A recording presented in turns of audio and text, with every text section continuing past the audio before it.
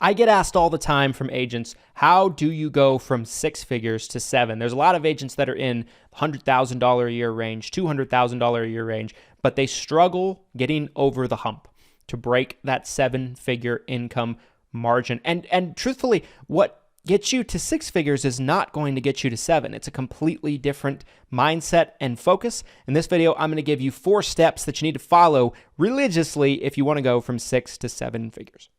Step 1, make sure that leads are never a problem again in your business. What do I mean by that? Well, first off, you need, in my opinion, a variety of leads unless you just have a tremendously lucrative source of lead flow.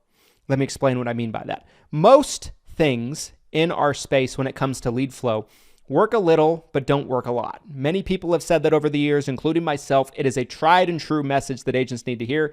Nothing typically works a lot, but very rarely you might find something that is a bit of a gold mine and it's working tremendously. If you find yourself in a situation that you find one of those sources where it works tremendously and it's just an absolute foolproof lead source for you, then you've got that figured out. But for most people, you have a couple of different irons in the fire. Historically, I've tried everything in my agency to bring in business, and some things worked, some things did not work, but we have a variety of different things today that work incredibly well. I'll give you some examples. We have a tremendous network of referral partners. We have tremendous outreaches to our clients and great customer satisfaction rates that bring in a lot of client-based referrals. So referrals are a big part of us growing our book of business naturally, organically, something that's taken place over a 10-year time span, okay? We get probably, I would say probably 300 or so new clients a year, if not more. 300 is probably the bare minimum of new clients that come in the door based off of referrals, okay? And again, like I said, this comes from a myriad of different sources. But we also have leads that we're generating, right? We run online ads, Facebook ads, things like that generate leads, that bring business in the door. We own Lead Heroes, so anytime we need some leads, we can get as many leads as we want, almost like turning on a faucet from Lead Heroes for the internal agency. We have seminars that we do from time to time. They work extremely well. We do community outreach. We do expos and things like that. We do content marketing like YouTube channels, organic SEO searches, podcasts, everything like that are consumer facing. All of this contributes to bringing new business in the door. Okay, so we have a multitude of different things, and we might even have things that we add to that depending on what's going on in a certain time of the year. But we have a lot of irons in the fire and a bit of a mixture in terms of what is bringing new business in the door, okay? Once you figure that out, you're going to be able to take the next step. But if you want to go from 6 figures to 7, and let's say you don't really have consistent lead flow, a lot of people that get to 6 figures, they do it from extreme hustle and grind, hustle and grind, hustle and grind. Let's say nothing but grassroots marketing necessarily. And while that's great, it's not predictable. And when I say you need to make sure that leads are never a problem again, you need to make sure that your lead flow is predictable, nothing but predictable, because you need to be able to predict what's coming in, how much is coming in, so that way you can determine how much work you'll have for somebody if you bring in. You don't want to bring in more agents or people to help you unless you have more business than you can handle on your own.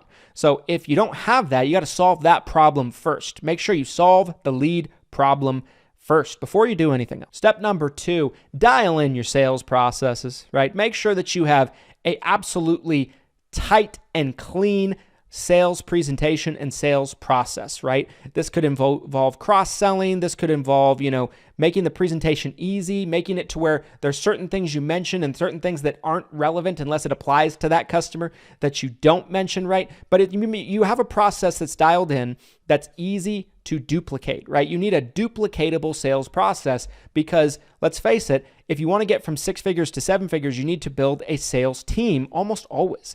There's very, very few instances where somebody can break the 7-figure mark as a one-man show, and it's far less likely you're going to be able to do it as a one-man show. So you need a duplicatable sales process, and you need to dial in those processes and make sure that everything is very clean. The way you're going to do that is by mastering it yourself as an agent, right? Make sure that you can be the proof of concept. It's going to be incredibly hard for you to teach someone to do what you're trying to do if you've never really done it yourself. So make sure that you dial in your sales process and make it clean. Listen to your sales calls, listen to your sales presentations, look for areas of weakness, dial it in, make it incredibly clean, and build out an incredibly sophisticated sales process that is easy for someone to come in and just duplicate. They can become a mini version of you, and they're going to make sales just from that because your process is so good. Step 3, you got to make sure that you're spending time where it belongs.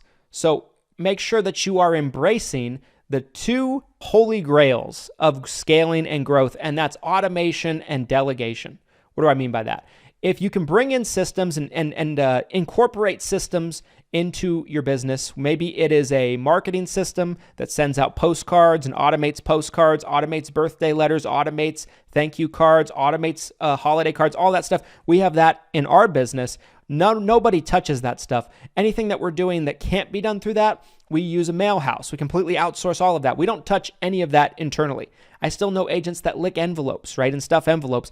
You need to make sure that you are automating and outsourcing those things. You got to do it. You got to spend your time wisely if you want to crack 7 figures. If you don't want to crack 7 figures, keep licking the envelopes because you're never going to get there licking the envelopes, okay?